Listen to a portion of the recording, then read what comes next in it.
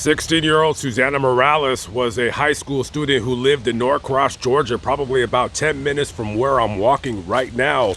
On July 26, 2022, after letting her mother know that she was on her way home, Susanna Morales never found her way to it. It would be about 8 months or so before her remains were found in a wooded area 20 miles from her alleged abduction location. And that investigation would come to the doorstep of a murderous, dirty cop. His name, Miles Bryant. Today, we're going to talk a little bit about that case and visit the final resting place of Susanna Morales. It is a steamy and muggy afternoon, summertime, July 26, 2022, Norcross, Georgia, just outside of Atlanta. And Susanna Morales, she wants to go to her friend's house. Her friend doesn't live very far. Her friend lives in the Silver Glen apartments. So she tells her mom, hey, I'm gonna go over to my friend's house. And she goes over there, and for the next 3 to 4 hours, they hang out doing and talking about whatever kids do and talk about. So around 9:40 p.m., Susanna texts her mom and she says, I'm coming home. I'll be right over. So her mother is expecting her home within about, I'm guessing 10 or 15 some odd minutes. And 10 o'clock passes and 10:30 passes. She's texting and calling her daughter, where are you? How long is it going to take you to come home? There's no answer. So Susanna's mother calls the police. Now, depending on who you want to believe or listen to, Susanna's mother felt that the police didn't take her cries for help when she's letting them know, hey, my daughter's missing, even when she didn't come home that night going into the early morning hours. She says they basically told her, you have to wait 48 hours to file a missing persons report. I know that is not true with all police agencies. I wasn't there, I don't know. They take missing children pretty seriously. However, the problem is that oftentimes when people call to report their kids missing, 9.9 out of 10 times the kid was hanging around too long at their friend's house, or they got wrapped up at the bowling alley, or whatever it is the kids do. But of course, sometimes you actually have kids that are missing, and bad and terrible things occur, like what happened in this story. However, there is paperwork that the police did in fact take a missing persons report for Susanna Morales sometime during the morning of July 27th, 2022. So you have a missing 16-year-old girl. August, September, October.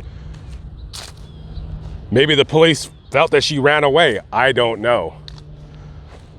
But on or around February 6th, 2022, her remains were discovered about maybe 20 miles from those apartments where she went missing, which was in the woods near a creek off of Georgia State Route 316. When the remains were discovered, I'm imagining that they compared dental records and they made a confirmation of the identity of her remains. Now, as her remains were discovered, police were doing what often they do, which is pretty much kind of like a grid, if you will. They basically get volunteers, police, whoever, to just basically walk side by side, and then they just kind of make a grid of the area to search every inch of that area to try to find any clues. Well, it didn't take them too long to find a gun in a creek in a wooded area. Kind of odd.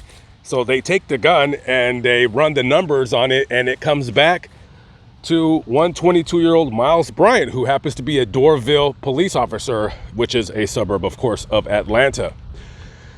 So what is this officer's weapon doing in this location? Well, so they did a records check, and it just so happens that Officer Bryant had reported his weapon missing on July 27th, 2022, the same day that Susanna's mother would have probably had gone down to the police station, or she might have gone even that night. I don't know. So they start doing a little bit of a background on Officer Miles Bryant, and he has a couple of odd things in his background. Apparently in 2018, he had broken into a neighbor's house. This might have been a girl that he went to high school with, that he had some kind of an infatuation or a crush on. And however, she either declined to file charges, or they just never filed those charges. And also some girl that he might have been possibly seeing or dating or knew, he also attempted to break into her home maybe the following year, 2019. I'm not exactly sure on the date. And so you have two instances where a police officer is going into the homes of women that he likes. I call that being creepy. However, Dorville, maybe they're very desperate for new officers. I have no idea. They should probably, and they probably already have, taken a closer look at their hiring practices and got rid of the person or the company who screens their candidates. So they gather enough information to get a search of Officer Bryant's maybe his social media accounts or his devices, his work device and his personal device. And well, a couple of funny things as they're searching his devices, as they're searching his residence. First of all, on his devices, he has basically in his search, he looked up how long does it take for a body to decompose. Gee, that's kind of funny. And he looked that up right after Susanna went missing. That's kind of odd. Now, we all look for the damnedest things, you know, when we're by ourselves looking up on Google and stuff like that. But how many of us by happenstance, whatever that saying is, do so being tied, having a weapon that belongs to us in the vicinity of where their remains were found? Also in his text messages after they talked to Bryant's girlfriend, there had to have been some kind of a fight because Miles Bryant's girlfriend had found some underwear in his apartment. Now, she's not mad because that she found underwear. She's mad because it's not her underwear. Okay, so what are you doing with other women's underwear in your apartment? And he's like, oh, thank you for finding that. I needed that for a case that I was working on. You did a good job. Here's a cookie. Dinner's on me next time. Whatever. So you have this guy now who's turning it to be some kind of a very deviant sex creep. Oh, and here's another fun fact about this case. Miles Bryant actually lives in the same complex where Susanna's friend, who she was visiting, lives at. And he works there, I guess, part-time as a quote-unquote courtesy officer, security guard, whatever you want to call it. So this guy lives at the same apartment complex where she was visiting. They have, his phone at that apartment at around the time that she went missing. You have his gun at this proverbial scene of the crime. You have stalking allegations. This guy is shaping up to be a prime suspect. Now, I'm sure they did whatever autopsy they can, because 8 months later, there's really not going to be much left, but maybe skeletonized remains.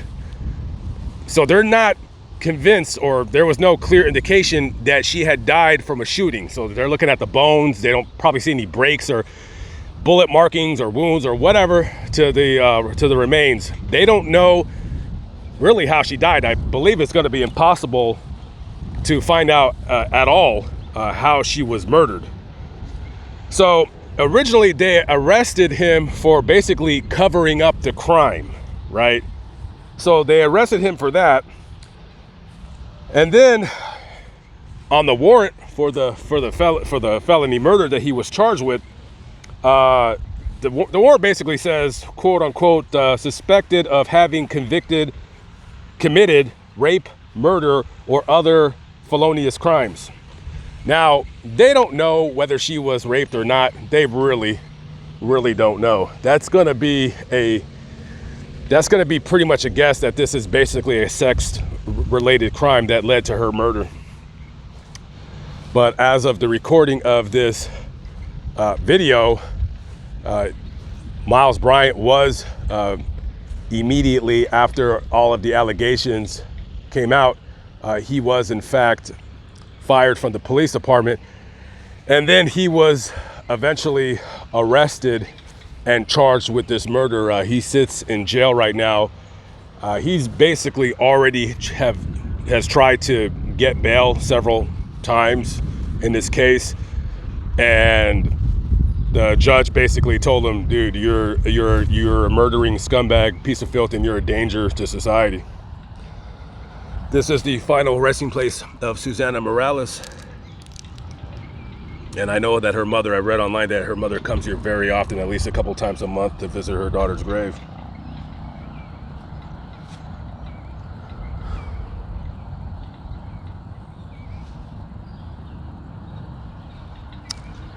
So this is going to be a case that I will try to follow for the foreseeable future. I don't know exactly when the court trial is starting, but from what I see, there's some pretty good evidence against him in terms of him being responsible for this poor girl's murder. I don't know if there's any kind of DNA evidence, but you got allegations against you of being a creepy stalker, and you happen to live in the same complex that where she was visiting, and your gun was found in the vicinity of where her body was. So I'm gonna guess that this guy is gonna be convicted of this murder, and he's probably gonna do the rest of his life in prison. I don't see any kind of parole. I don't see the prosecutor cutting any deals in this case. Not an open and shut case from what I'm looking at, but I didn't do a deep dive of this. Again, Fascinating Graveyard, that's not my channel. I don't do 40-minute deep dive videos. Maybe in the future I'll get into it. I just basically tell you the crux of the case, my thoughts and opinions sometimes at the end, and then we go from there.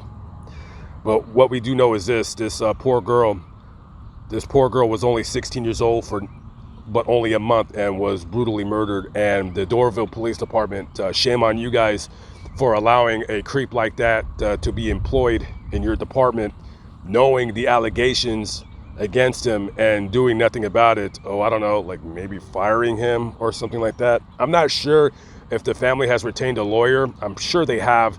I don't know if a lawsuit is coming, but I'm pretty sure they're going to be waiting for him to be convicted before they file some kind of a lawsuit against the police department, which, I see it being an open and shut case, and they'll probably get some kind of a settlement. But of course, that money is not going to bring back their child. Rest in peace to Susan Morales. My condolences to the family. Hopefully they'll be able to get the justice that they seek and deserve. Okay. Lamont at large, I'm signing out.